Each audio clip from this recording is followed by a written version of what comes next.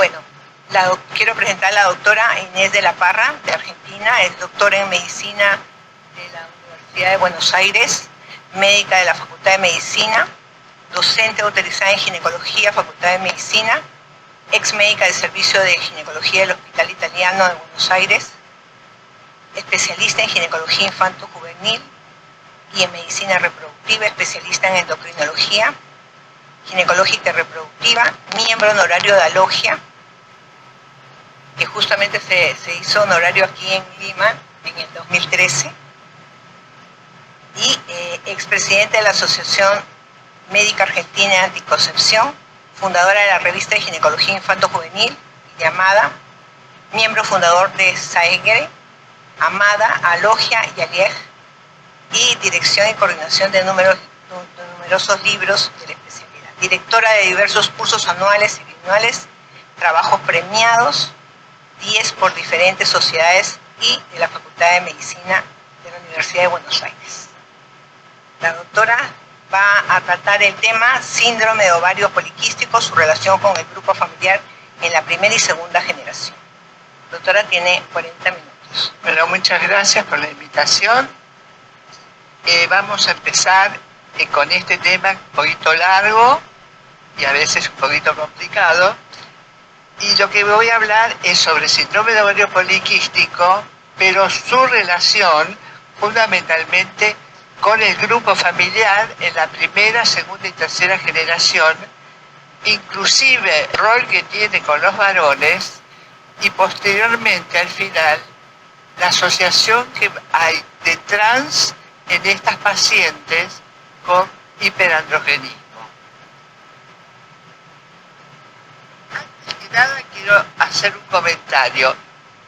No sé si ustedes han recordado al doctor Shen, que fue un capo mundial en endocrinología. Y era una de las especialidades de él. Él decía que el síndrome de ovario poliquístico se nace y se muere con él. En este momento nos vamos a replantear ese tema, porque el síndrome de ovario poliquístico comienza en la vida intrauterina, sigue durante toda la vida infantil, juvenil, adolescencia, menopausia hasta la muerte, pero con la única diferencia que después esto se transmite en primera, segunda y tercera generación, como vamos a ver en el transcurso del tiempo, de la charla. Por lo tanto, esto sería qué es lo que pasa en el transcurso de la vida con esta patología. Empieza con la genética intrauterina, y en la vida intrauterina se va a observar un retraso fetal de crecimiento. Puede haber una exposición prenatal a los andrógenos.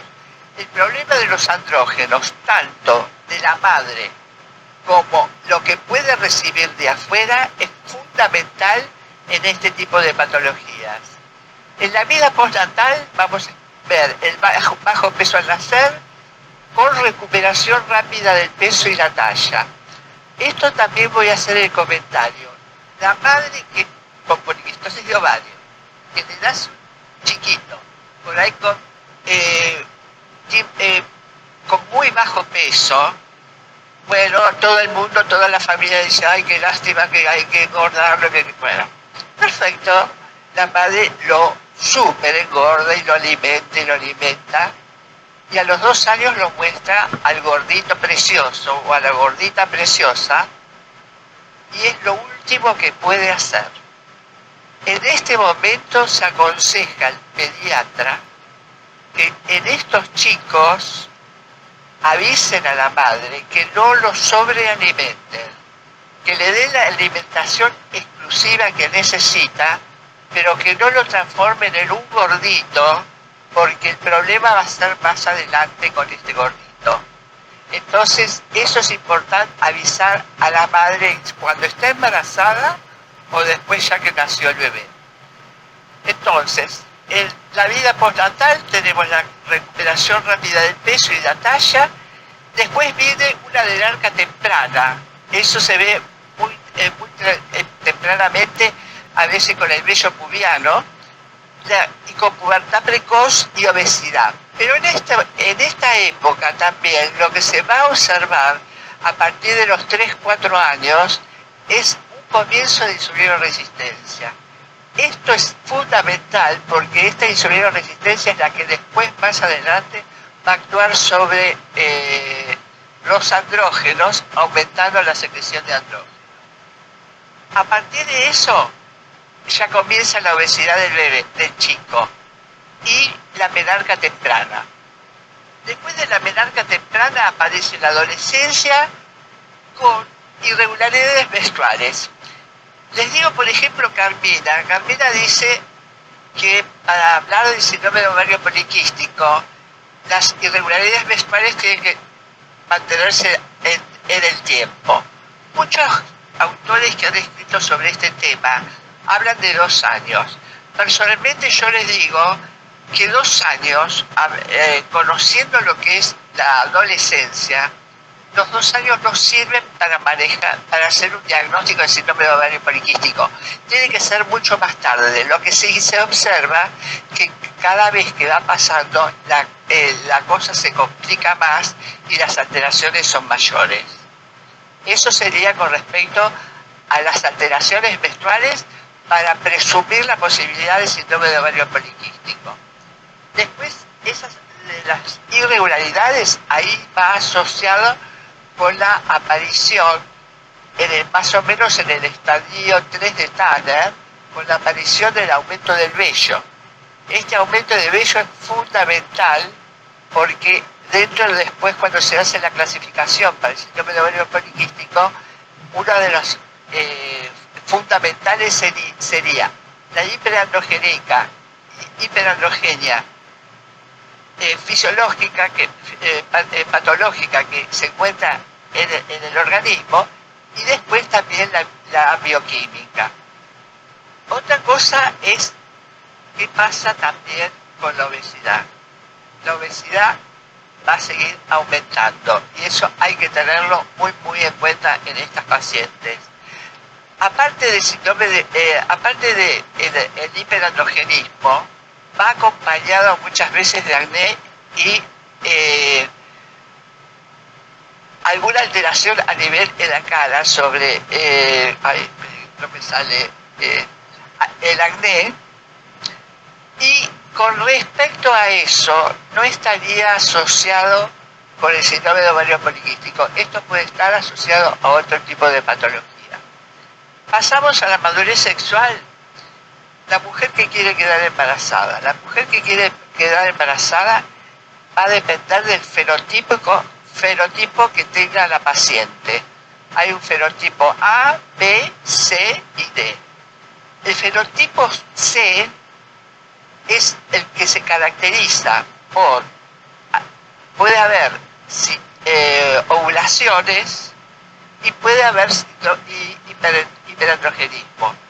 Eso hay que tenerlo en cuenta porque muchas pacientes con síndrome de ovario poliquístico se consideran que no se quedan embarazadas, y nosotros hicimos un trabajo en el hospital en el cual pacientes que habían iniciado relaciones sexuales, alrededor del 10% se habían quedado embarazadas sin quererlo. O sea, que estaban algunas con irregularidades menstruales y otras con ciclos regulares, bueno, quedaron embarazadas espontáneamente, sin buscarlo. Así que yo creo que eso es otra cosa que hay que aconsejar a las pacientes, que si tienen relaciones sexuales que se cuiden. La otra es la tasa de aumento de los abortos espontáneos. La tasa de los aumento de los abortos espontáneos está muy asociada a la insulinoresistencia o a la diabetes, que ya puede ser en este momento. Lo otro también es la diabetes gestacional, la obesidad también corrompe totalmente el problema, y por último el síndrome metabólico. El síndrome metabólico, que se caracteriza por obesidad, hipertensión, HDL baja, triglicéridos bajos y la insulina. Por último, tenemos el síndrome metabólico, que se va empeorando a medida que pasan los años, la obesidad, la diabetes, la hipertensión, pero acá vamos a agregar el síndrome cardiovascular de todo tipo y la parte oncológica. Dentro de la parte oncológica, después vamos a ver al final que hay 3 carcinomas de los más frecuentes en estas pacientes, que es el del ovario, el endometrio, la hiperplasia endometrial, pero el más frecuente es el de mama. ¿Qué pasa con la hormona antimuleriana y el síndrome de ovario poliquístico? La hormona antimuleriana se considera un marcador del síndrome de ovario poliquístico. ¿Por qué? Porque en estas pacientes aumenta de 2 a 3 veces la tasa de hormona antimuleriana y se encuentra más elevado cuando esto está asociado a una insulinoresistencia. El marcador de reserva ovárica con estas pacientes con respecto a la hormona antimuleriana es detectable en el recién nacido con 1 miligramo por mililitro luego de los 3 meses de nacimiento. A los 10 años es de 3,13 miligramos y el máximo llega cuando tiene 24 años. Luego de la tercera década esto disminuye y 5 años antes de la menopausia esta ya no se detecta. Las niñas nacen con nada y las hijas de estas madres pueden desarrollar estas patologías en edades tempranas.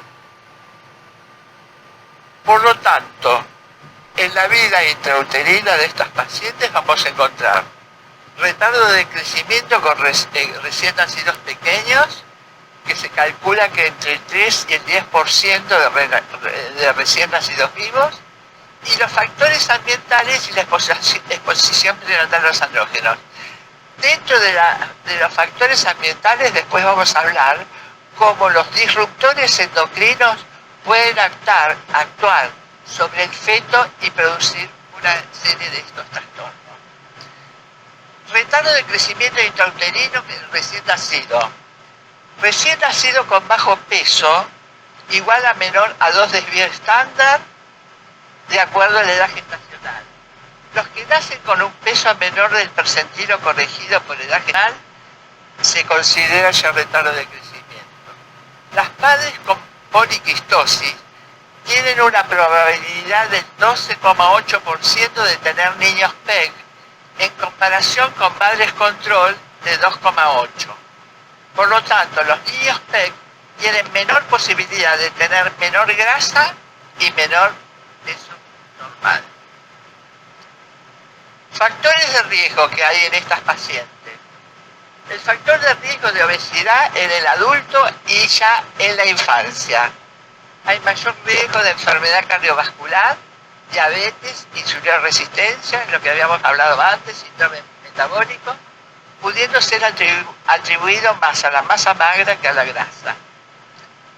El evento primario de estos trastornos es la insulinoresistencia, que ya es detectable en los primeros desarrollos de hiperinsulinismo.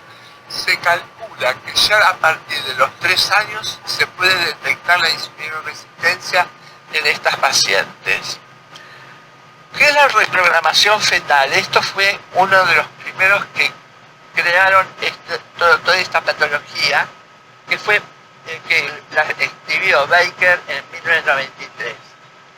La reprogramación fetal está asociada a la desnutrición intrauterina materno-fetal, que programa la actividad metabólica y hormonal del recién nacido, produciendo una serie de cambios del eje reproductivo y la hemostasia glucídica del feto femenino. Comenzaría con una insuficiencia placentaria, llegaría a una hipoxia fetal, por último aumentaría el metabolismo anaeróbico con aumento del glicógeno, glucosa y IGF-1, pero con aumento de insulina y GLUT1, y por último llegaría a la resistencia insulínica.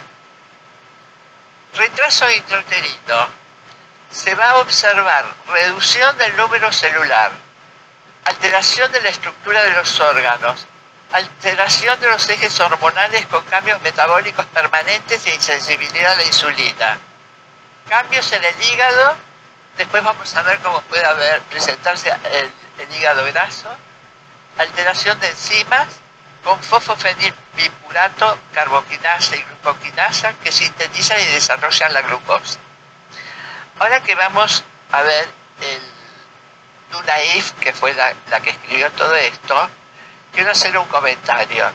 Dunaif con Negro están trabajando para ver si hay posibilidad de hacer un cambio en el título de esta patología. Que como los hombres también tienen este tipo de patología, los hombres no tienen ovarios. Entonces no podemos seguir diciendo síndrome de ovario poliquístico. Ellos plantean hacer síndrome metabólico y reproductivo. Eso es lo que plantean Dunaif y Negro. Por ahora, hace 2 o 3 años que están con eso, vamos a ver a cuándo sale. Modificaciones epigenéticas posparto.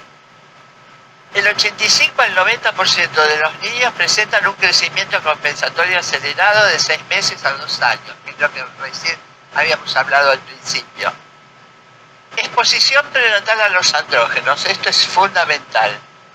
Se ha propuesto que la EPA en forma experimental, accidental o patológica produciría cambios en el eje reproductivo y la homeostasis inclusiva, haciéndose evidente en su vida postnatal con el síndrome de ovario poliquístico.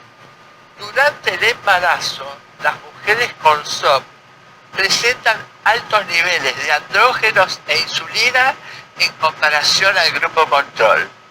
Sid Peterman es una de las pioneras en la investigación de todo este tipo de poliquistosis e inclusive el grupo familiar, que fue uno de los primeros que investigaron el grupo familiar en estos casos. Vida postnatal. Recuperación postnatal rápida de peso y talla, y se ha observado un déficit de la captación de glucosa a nivel del músculo esquelético y un aumento compensador del mismo en los adipocitos, a mayor cantidad de masa grasa de predominio central y obesidad asociada a hiperinsulinismo. Observado el primero y segundo año de ello, se puede comenzar a observar la insulinoresistencia y la dislipidemia. Periodo postnatal también. La poliquistosis está relacionada con el ambiente intrauterino, alteraciones metabólicas que preceden al hiperandrogenismo, que sería la insulinoresistencia, en los hijos de madres con poliquistosis. Presentan sobrepeso desde la infancia y desarrollan insulinoresistencia a medida que también se hacen más adultos. Altas concentraciones de hormona antimuleriana durante el periodo prepuberal, infancia temprana y niñez, que recién habíamos hablado. ¿Qué pasa con la pubarca prematura? La pubarca prematura es la aparición de vello púbico antes de los 8 años, siendo la talla final dentro del rango familiar. La talla del rango familiar, si la paciente no está tratada, en general son 5 centímetros menor de la población general. Pero si está tratada, puede pasar al rango de familia. Periodo prepuberal. Primero, desequilibrio hormonal, además de infertilidad en el embarazo, puede ocasionar abortos con problemas del desarrollo fetal, partos prematuros, etc.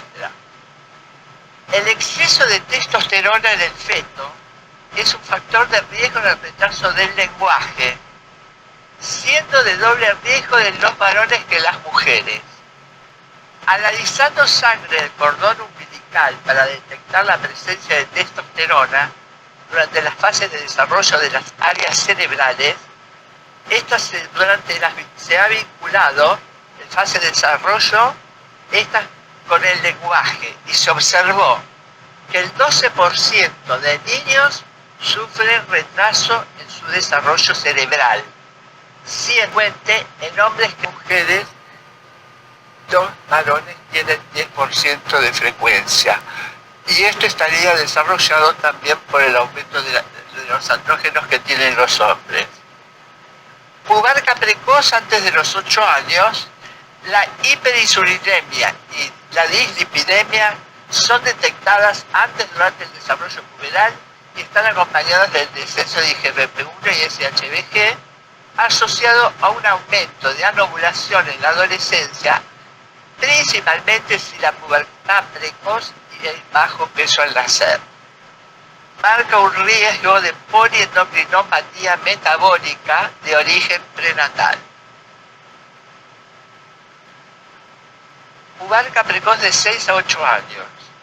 Se encuentran aumentados los niveles de sulfato de dihidroepiandrosterona, en sangre. La sangre de dihidroepiandrosterona es mayor de 75 microgramos por decilitro y la androstenediona es mayor de 87 miligramos por decilitro. Y estos son indicativos de desarrollar un futuro de poliquistosis de ovario. Menarca temprana.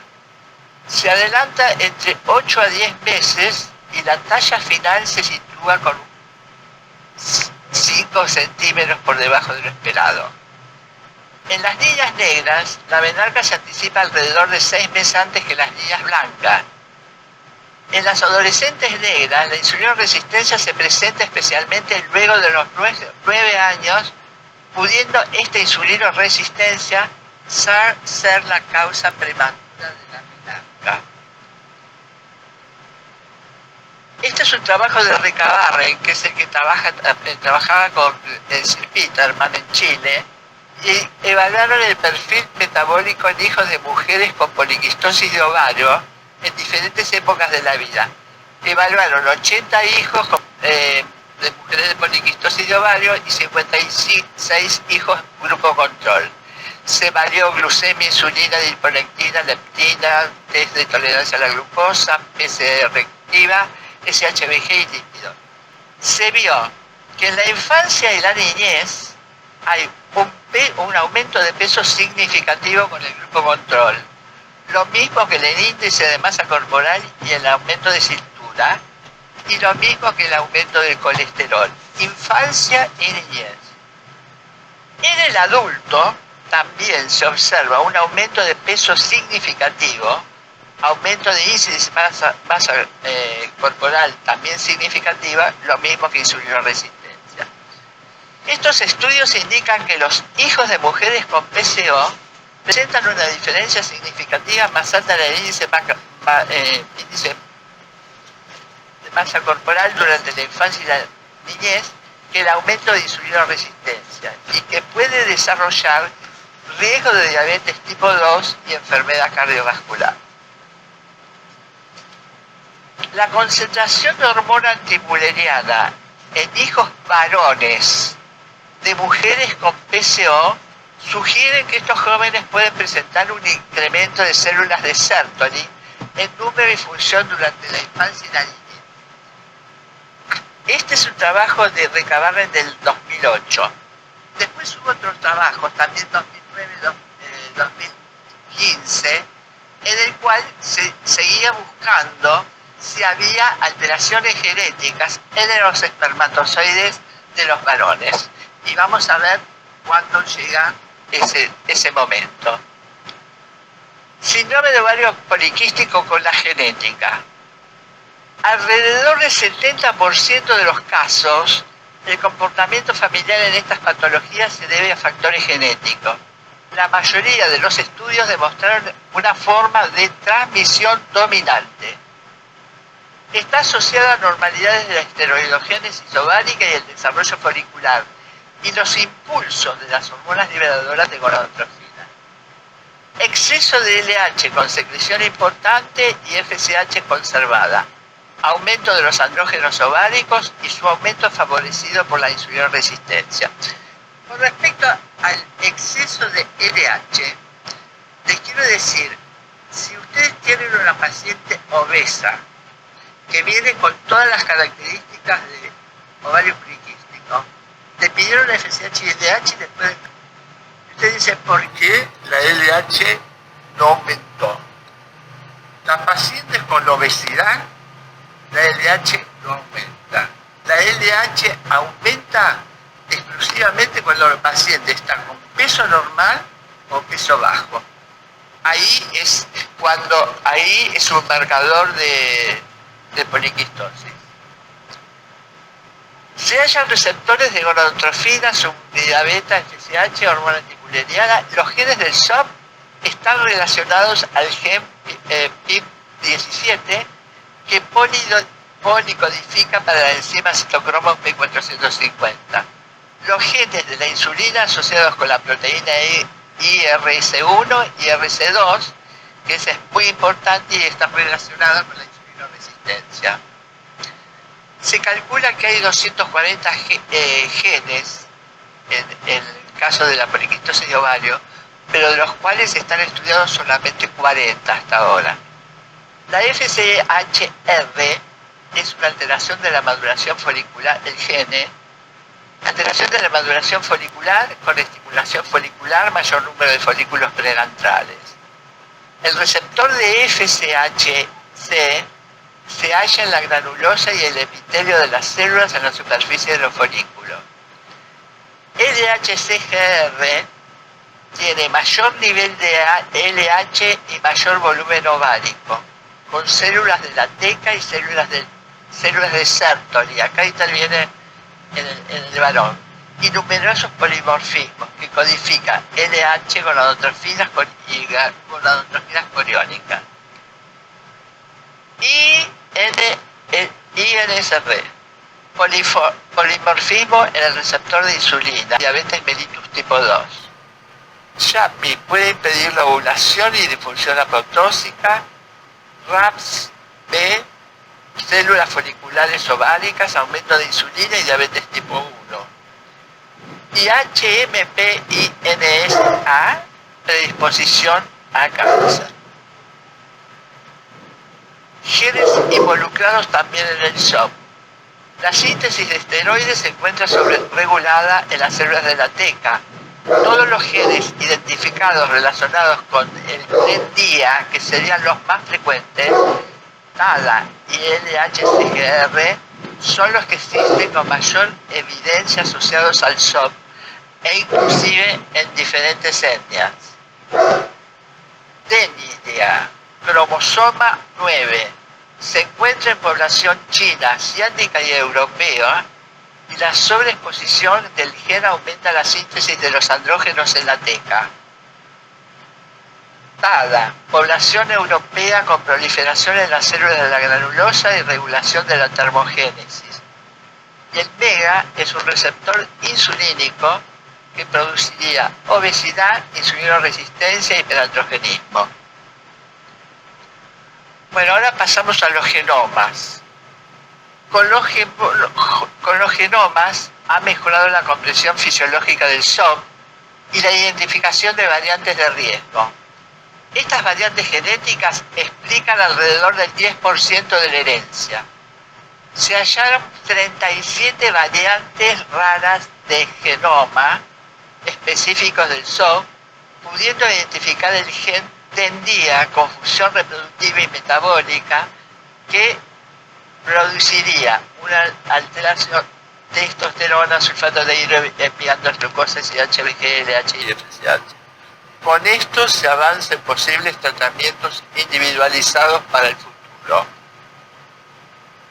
Otros genomas son la variación fenotípica en el SOP, es consecuencia de factores genéticos, ambientales y disruptores endocrinos, siendo importante estudiar la agrupación familiar en casos de SOP, pudiéndose encontrar variantes raras.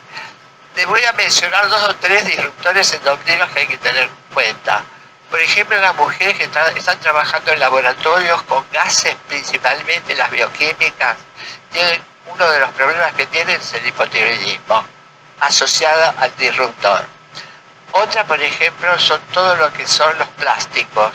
Los plásticos también es una causante importante de disruptismo.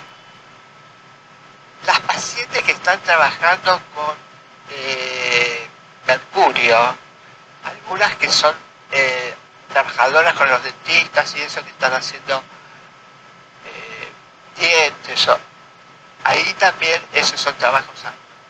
Otra de las cosas que se encuentran son las enfermeras de quirófano.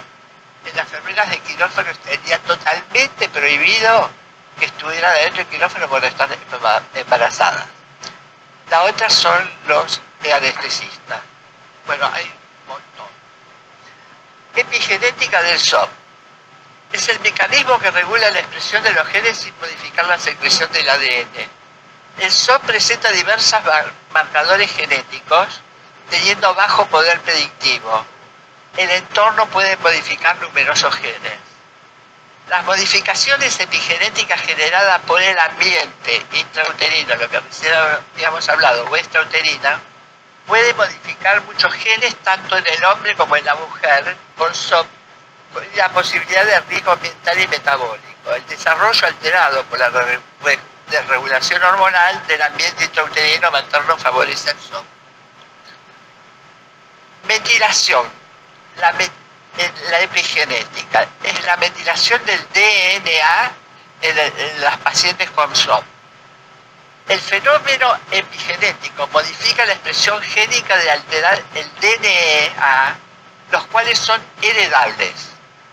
El barrido del genoma completo mostró algunas diferencias en la metilación en mujeres con SOP grupo control. Habría 40 genes metilados control con respecto al SOP, y la mujer con insulinoresistencia tendría entre 23 y 24 genes metilados. La metilación y la expresión de los genes son diferentes en la mujer con SOP y control, probablemente está progresivo del síndrome de ovario poliquístico. El aumento de esta metilación se relaciona con una menor actividad de la aromatasa en la síntesis de estrógeno, y estas mujeres tienen niveles más altos de testosterona en suero y fluidos foliculares asociados al padrón de metilación. Mitocondrias. Anomalías en el ADN mitocondrial. Las mitocondrias son reguladas por genes. La mutación de estos genes produce diferenciación de los procesos metabólicos celulares, principalmente la producción del ATP, que disminuye y aumenta el oxígeno. Rasgos fenotípicos. Estos se heredan transgeneracionalmente, a la descendencia materna hasta la tercera generación. Son efectos duraderos en un entorno fetal aberrante, y la herencia de SOP no es mendeliana, sino importantemente epigenética. En la familia están afectados entre el 20 y el 40% de los parientes de la primera generación en mujeres SOP. Programación fetal.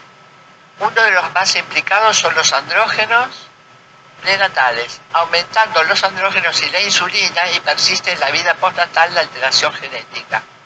En los familiares de pacientes con PCO se ha observado alteraciones en la morfología ovárica, con irregularidades menstruales, hiperandrogenismo, obesidad, y esto no hablaría de la etiología genética. Acá podemos ver cómo abuelos, padres, tíos, primos, hermanos pueden llevar a presentar a una paciente un síndrome de ovario poliquístico y esta transmitirla a los hijos. Dentro de las patologías que podemos encontrar puede ser patologías cardiovasculares como hipertensión arterial, accidente cardiovascular, alteraciones metabólicas, que ya hablamos, sobrepeso, obesidad, tromboembolismo, pica de mama, ovario, endometrio, y en el varón el de próstata. Esto vamos a pasarla, y ahora vamos a ver un trabajo que hicimos con la doctora en el año 2005, con la doctora Laura Cesarato y un grupo más, sobre un grupo de pacientes con poliquistosis de ovario asociado al grupo control. Se evaluaron 891 familiares de pacientes de SOP y 835 familiares del grupo control. Lo que se observó fue diferencia significativa: la presencia de PCO en los familiares, la alopecia, la insulinoresistencia, la diabetes gestacional, la diabetes tipo 2, el sobrepeso y la obesidad, la hipertensión, la enfermedad cardiovascular. Enfermedad psiquiátrica no se observó diferente, accidente cerebrovascular tampoco, pero toda enfermedad cardiovascular también. Se puede observar que existe una diferencia significativa en la presencia del SOP en alopecia, de diabetes gestacional, lo que recién hablamos, y también se encontró que la prevalencia de sobrepeso y obesidad en hermanos y primos de SOP versus control era altamente significativa. El SOP 24,12 y grupo control 1,4. Otras alteraciones metabólicas serían la trombofilia, dislipidemia, lipólisis, apnea del sueño, perfil protrombótico, asociación de hígado graso no alcohólico, y la insulina produce un aumento en la producción de andrógenos debido a que causa sobreexpresión de la enzima. Prevalencia de diabetes. Sir Peterman halló la prevalencia de diabetes en padres del 14,3%, abuelos 20,2% y grupo control de 5,3%. Fox en poliquistosis de ovario encontró 39,1% y el grupo control 7,8%. Pipar en el 2001 en mujeres premenopáusicas encontró SOP en el 26,7%. De la Parra, el Laura, en 2005 encontramos padres y tías SOP del 18,26% y el grupo control 10,3%. Prevalencia de sobrepeso y obesidad en hermanos y primos. La prevalencia de sobrepeso y obesidad recién lo hablamos. Fíjense esto con respecto a la obesidad. En la primera generación, la obesidad se ve que es superior, la obesidad, en el grupo de síndrome de ovario poliquístico con respecto a la segunda generación. Con respecto a grupo control, prácticamente es lo mismo. Y esto estaría asociado en que la primera generación generalmente son más obesas que ya las pacientes mucho mayores de edad. Ya vamos a ver en otro cuadro con respecto a la diabetes. En la diabetes, en la primera generación es 10,36 y en la segunda generación 18,26. O sea, que la diabetes en segunda generación aumenta notablemente en este tipo de pacientes y en el grupo control también hay un poquito mayor de diabetes, pero hay una diferencia altamente significativa. La prevalencia de diabetes tipo 2, obesidad, hipertensión, toda enfermedad cardiovascular en familiares portadoras de poliquistosis de ovario, podemos observar que hay una diferencia altamente significativa en diabetes tipo 2, en obesidad, en hipertensión y toda enfermedad cardiovascular. Si evaluamos obesidad, diabetes tipo 2 y cáncer de mama en primera y segunda generación en familiares de pacientes con SOP, podemos encontrar que obesidad hay diferencia significativa, diabetes también, pero el cáncer de mama lo encontramos en 25 pacientes que no encontramos con endometrio y ovario. Y de estas 25, donde ahí saltó, fue la segunda generación, o sea, los abuelos de este tipo de pacientes que aumentó notablemente. Anomalías reproductivas, bueno, ya todos lo saben, ya ambiente desfavorable que se desarrolla el folículo, alteraciones recién nacidos, la desnutrición, bajo peso al nacer, etc. Desórdenes psiquiátricos, distrés psicológico, depresión, ansiedad 28 veces mayor que el grupo control. Algunos casos también tienen en los recién nacidos de madre SOP. Frecuente la depresión gestacional o posparto, con factores posibles podrían ser del hipercortisolismo que estas pacientes tienen en el tercer trimestre del embarazo asociado a la caída de los estrógenos. Más frecuente en adolescentes menores de 17 años. El estrés crónico puede desarrollar los síntomas de SOP, principalmente en mujeres con bajo peso. Prevención del SOP. Diagnóstico precoz en las alteraciones en los hijos e hijas de mujeres con SOP se considera un grupo de alto riesgo para desarrollar enfermedades metabólicas y alteraciones reproductivas. Las hijas mujeres presentan mayor peso corporal en la infancia y en la niñez y se agrega dislipidemia a la adultez con resistencia insulínica, diabetes y obesidad. Ya estoy terminando. Síndrome de ovario poliquístico y oncología. Diversos autores han presentado la asociación de esta relación y principalmente está relacionada a la exposición crónica de los estrógenos y la no ovulación. Carcinoma de endometrio está relacionado a una ovulación crónica. El revestimiento interior del útero es 3 veces más alto en mujeres con SOP. Las menstruaciones irregulares, la menorrea, menorragia difusional y hiperandrogenismo serían una de las causas de este engrosamiento. El riesgo de desarrollar el SOP es 3 veces más frecuente que el grupo control. La hiperplasia de endometrio se encuentra en el 35% de las pacientes con SOP. Carcinoma de ovario. El riesgo es 2 a 3 veces en mujeres con SOP, siendo mayor este riesgo en mujeres que no utilizan, esto es importante, que no utilizaron anticoncepción hormonal oral. Aparentemente, la paciente que ha utilizado anticoncepción hormonal previa tiene menos posibilidad de poder tener un carcinoma de ovario. No así después vamos a ver con el de mama, yo termino. Tienen efecto protector y esto podría ser considerado una terapia preventiva de pacientes con SOP. La incidencia sería del 11,7 en 100.000 mujeres y 3 veces más mortal que el de mama.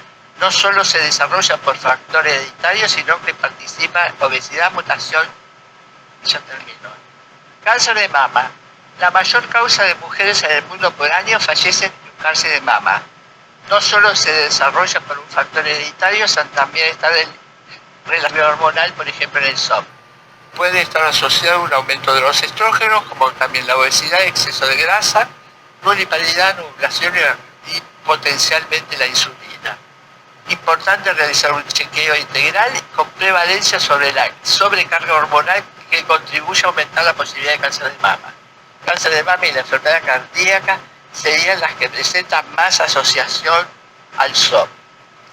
Prevalencia en 439 mujeres familiares, que el trabajo que hicimos con Censarato, presentan OCA de mama con una diferencia altamente significativa con respecto al resto. Acá vemos cómo se observó mucho más en la segunda generación el cáncer de mama.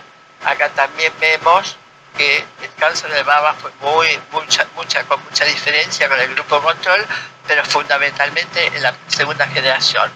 Ya vamos terminando. La hormona antimulleriana, los hijos varones de madre SOP transmiten primera y segunda generación. Perdón. El síndrome poliquístico podría afectar a los varones y su descendencia. Hermanos varones a calvicie puede ser un marcador del fenotipo masculino. La alopecia es mayor en el hombre que en la mujer, independientemente del SOP.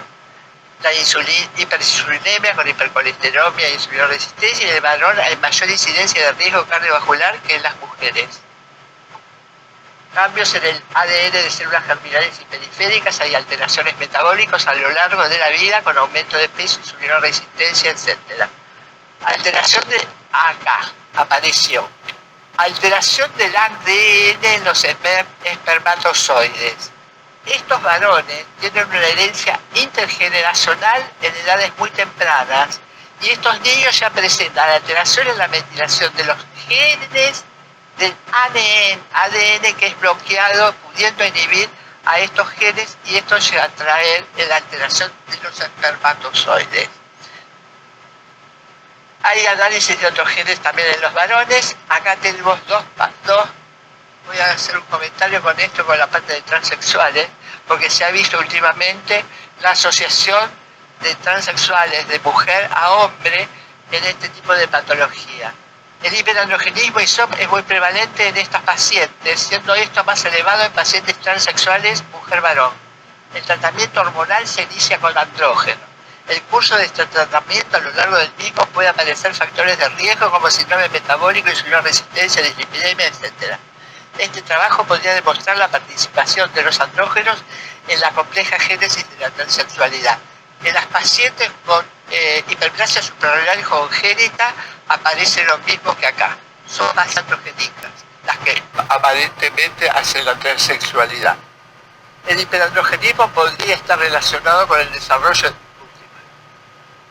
con el desarrollo de identidad de género, no hay correspondencia entre las diferencias sexual biológica y la autopercepción del género. Hay en una evaluación de 77 pacientes transexuales presentaron hiperandrogenismo el 49%, síndrome metabólico 38%, SOP 36%, HDL baja 27%, normopeso 26%, obeso 19%, índice de masa corporal 18%. Hay cambios histológicos, este es el último trabajo, y para finalizar quiero decir solamente que es importante diagnósticos precoces de estas pacientes. Termina con adolescencia porque uno de los problemas que tenía era la clasificación de poliquistosis de ovario en la adolescencia, a partir de cuándo se consideraba. Y cuando habló de alteraciones menstruales, después el hiperandrogenismo químico y físico, y después con respecto al aumento del tamaño del ovario poliquístico, él hablaba de por lo menos 10 folículos aumentados de tamaño. En la última reunión de exceso de andrógeno, Carmina plantea que ellos buscan hasta 25 folículos por ovario. Entonces le pregunté, ¿con qué? ¿Quién? Porque si en mi hospital es imposible que me busquen los 25, pero aparentemente estaban trabajando con ecógrafos para mejores. Cualquier cosa, la pregunta.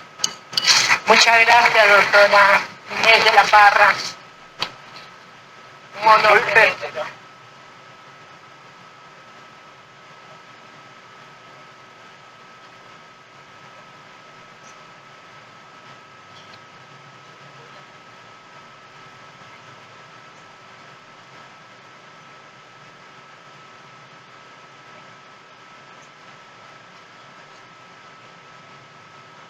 En aras del tiempo vamos a tener que darle paso a la próxima ponencia.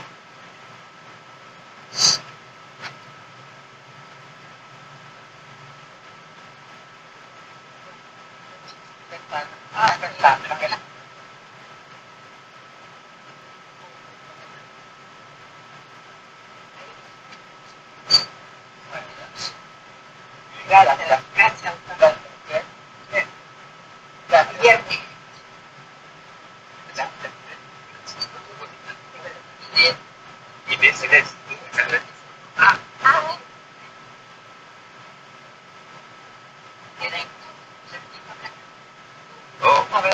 Porque ya. Ya, gracias. Gracias.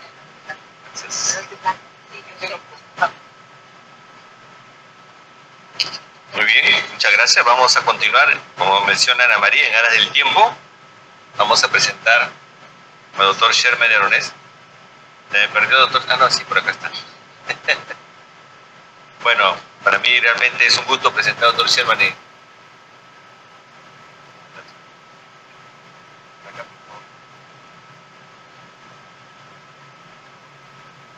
Muy bien, vamos a...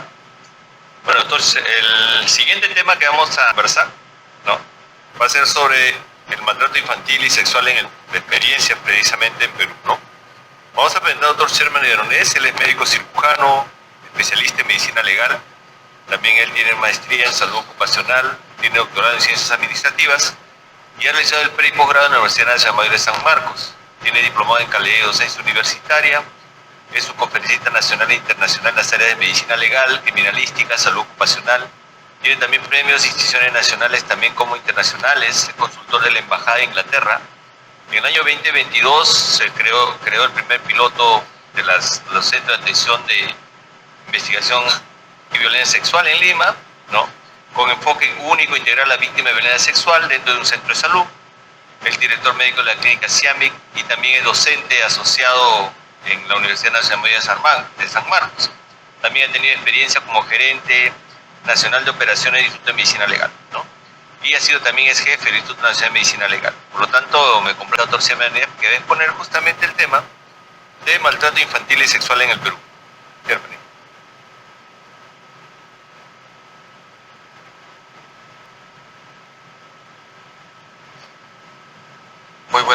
todos. Realmente el tema de maltrato infantil es un punto muy crucial, ¿no?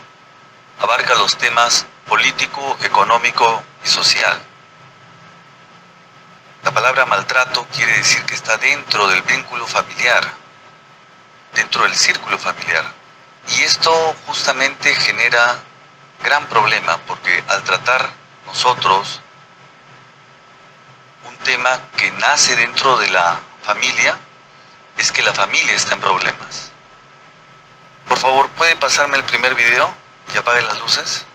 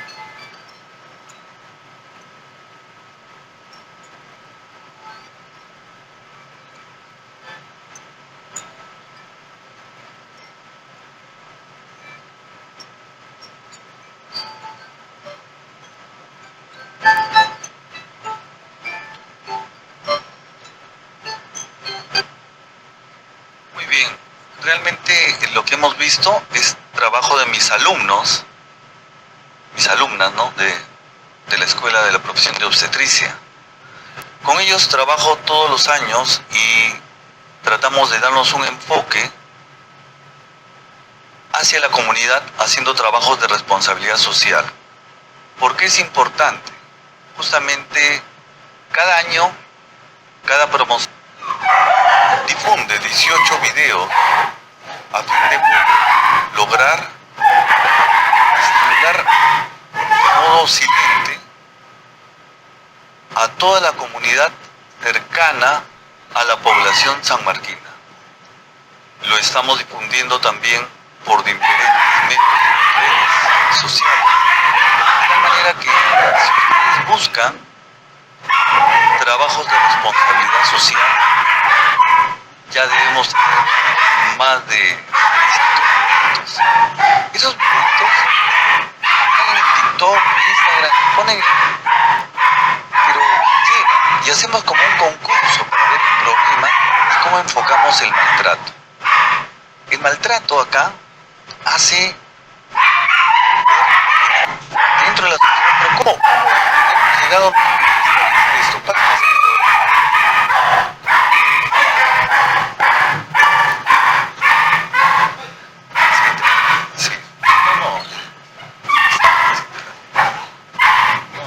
La lámina, no ponga ya más video. Ah, ya, correcto. Páselo usted, ¿no? Esto nace porque nosotros sabemos que la violencia fue estudiada bajo un contexto histórico siguiente. Desde el año 1996.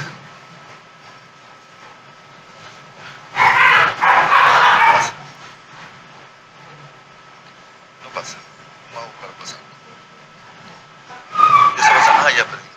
Entonces, este trabajo que tiene tantos años hace ver que en el transcurso de casi 2 décadas o 3 décadas, nosotros vemos que en 30 años todavía no hemos dado el punto general de todo el embarcamiento de atención.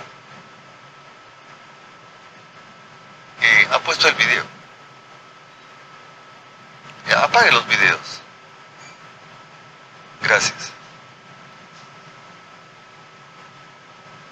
30 años de trabajo a nivel mundial, pero el trabajo es en equipo y debe ser simultáneo. Entonces, la década que pasó fue la época de la campaña mundial de implementación de asistencias a víctimas de violencia sexual y sobre todo niños y adolescentes.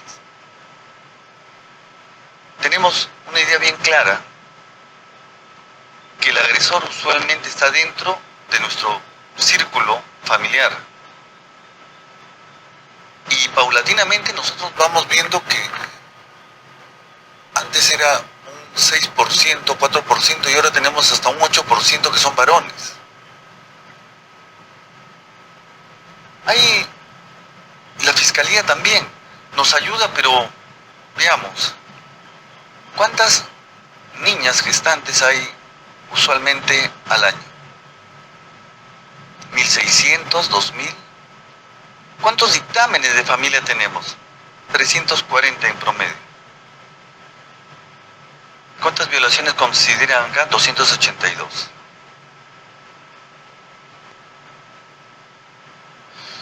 Este trabajo que es de la Fiscalía trata de ver cuál es la caracterización y a dónde se enfoca la mayoría de los casos que son entre los niños y niñas de 7 a 13 años, siendo el 93% mujeres, 0.5% hombres. Entre 7 y 13 años. Gran problema es que el Ministerio Público Los ha catalogado, ¿no?, caracterizado por los daños que dan, pero no es que vayamos a hacerlo separado. La afectación emocional se da en todas las personas que son víctimas de violencia sexual. Esa afectación, tanto de lesiones y afectación psicológica, es perenne.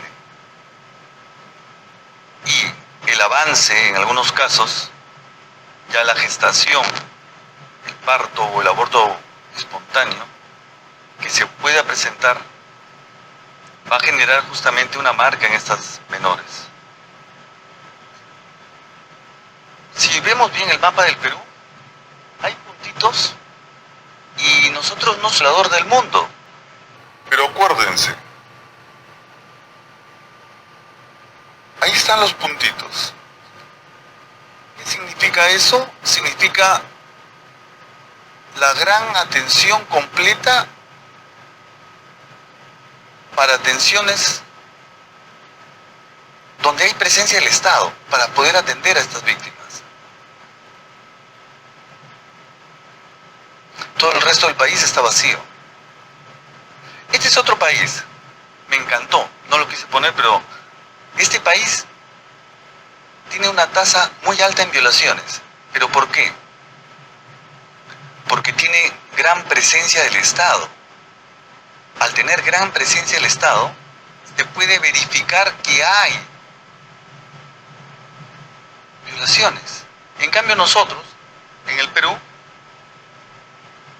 no podemos decir que tenemos un gran índice de violaciones.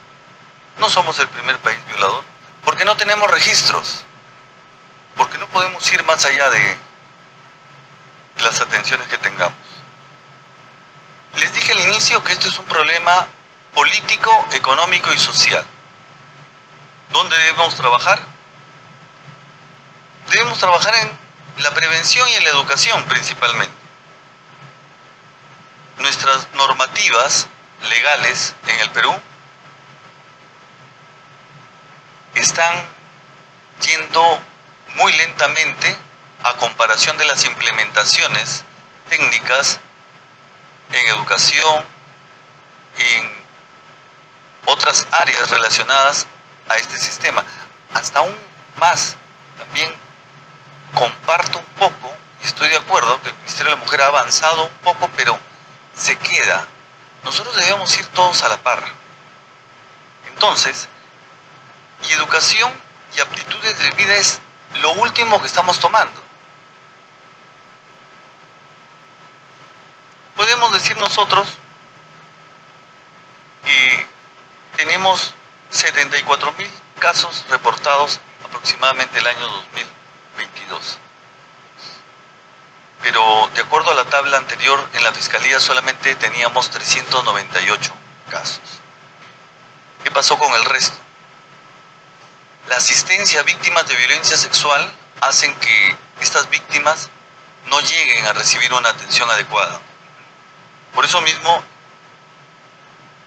los problemas que nos generan es por parte de la violencia física, la psicológica, la sexual y la económica, que aunque parece un poco lejos, es frecuente en el país.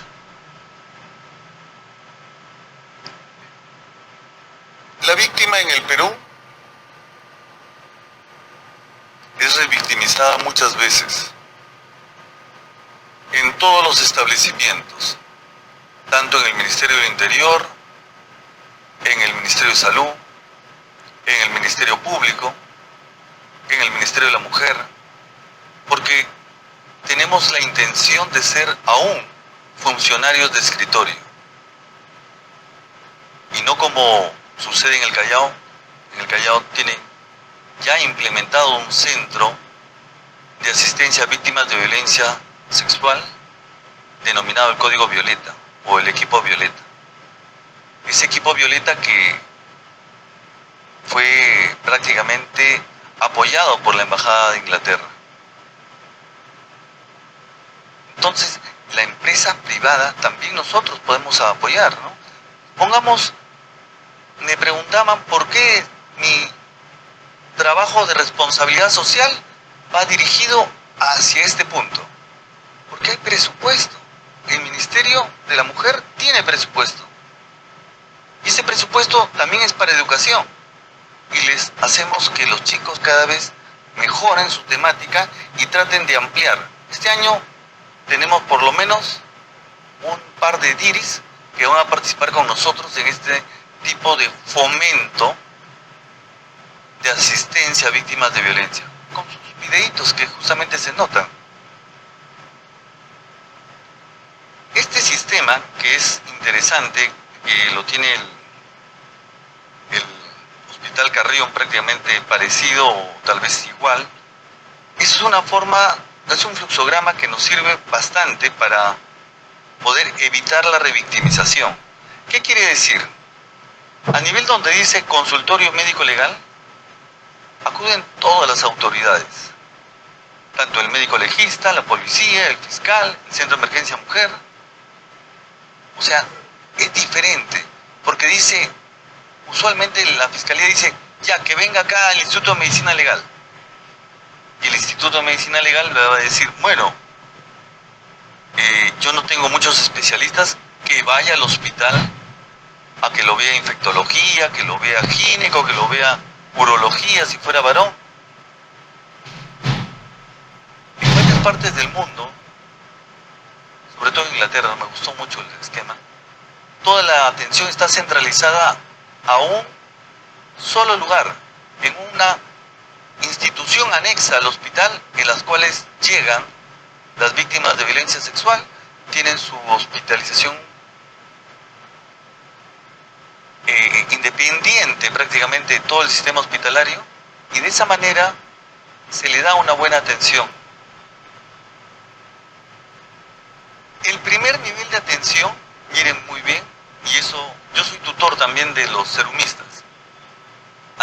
Todos los días me llaman y recibo llamadas de ellos para poder asistirlos en los casos de víctimas de violencia sexual. Pero en el primer nivel de atención, la idea es la referencia. En cambio, en el segundo nivel de atención, sí se debe hacer la atención en un lugar donde haya un médico especialista en medicina legal. ¿Por qué? Existe una norma también en el Ministerio Público,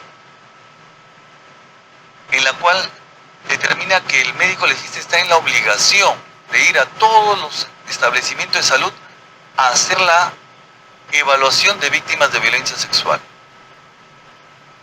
Es la norma, es la resolución jefatural 280 del 2022, la última que ha sido actualizada.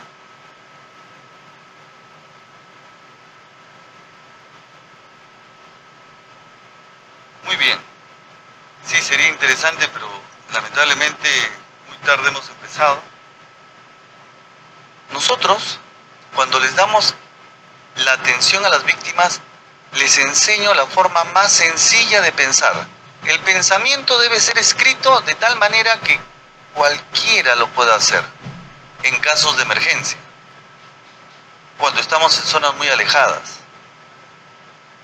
Por eso pongo un formato tipo de cómo llegar a esta víctima para poder evaluarla.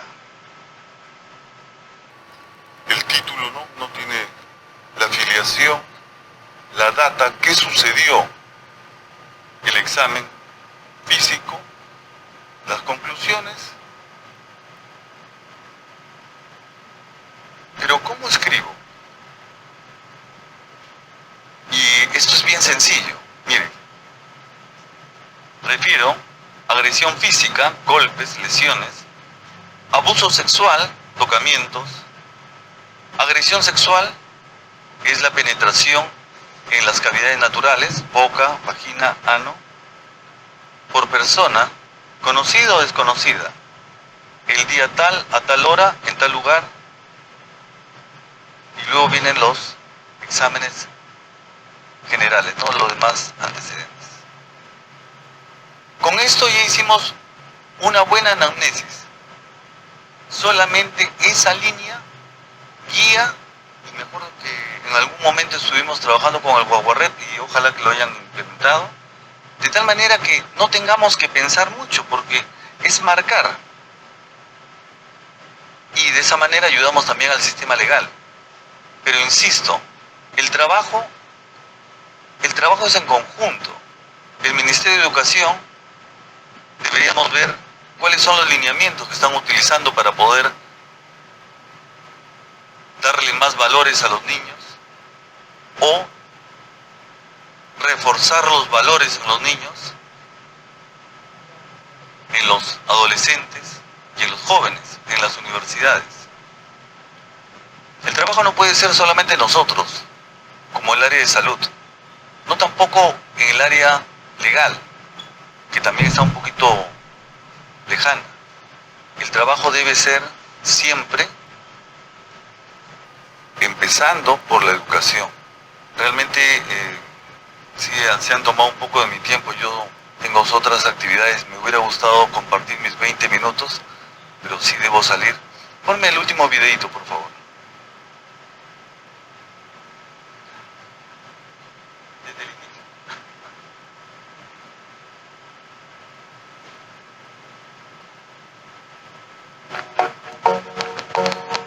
Eso lo hacen, les digo, las alumnas, ¿no?, de obstetricia, y lo hacen en la comunidad. Este año hemos tratado de conversar con Tacna y Moquegua para poder ayudar a la motivación tanto de la población, la sensibilización a la población, y también nos apoyamos un poco con el área educativa de la región. No lo podemos hacer a nivel nacional, nos falta todavía presupuesto, pero definitivamente, grano a grano, vamos viendo que la comunidad va aceptando, y son videitos que los van viendo en menos de un minuto. Algunos tienen audio. Bueno, estamos practicando, el audio sale, necesitamos un técnico de verdad, ¿no? Bueno, muchas gracias. Muchas gracias, doctor Sherman. No sé si de repente hay alguna pregunta para poder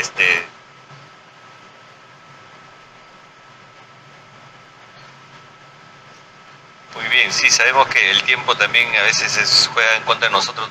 Solamente para poder crear de repente, doctor Sherman, en relación al tema de muchas veces, por ejemplo, se está mencionando de que sí, están las normas, pero precisamente la manera de implementarlos es un problema. Usted que trabaja actualmente con alumnas, ¿cómo mira usted en estas nuevas generaciones De profesionales que se van formando, cómo vienen incorporando el tema de la violencia, del manejo de y la atención a la víctima de violencia sexual en el tema? Bueno, el tema de las nuevas generaciones tenemos un punto importante que es la dependencia de los equipos. Y eso genera que tenemos generaciones con una actitud débil. Tenemos jóvenes con poco carácter. El trabajo con las jóvenes, tanto los estudiantes de medicina y de obstetricia, estamos trabajando muchísimo en tratar que estas nuevas generaciones cambien esa de dependencia a un equipo y trabajar más el know-how que tenemos nosotros muy grande, que es la relación médico-paciente o la relación con el paciente. Si nosotros no trabajamos ese punto, realmente tal vez una IA los va a desplazar.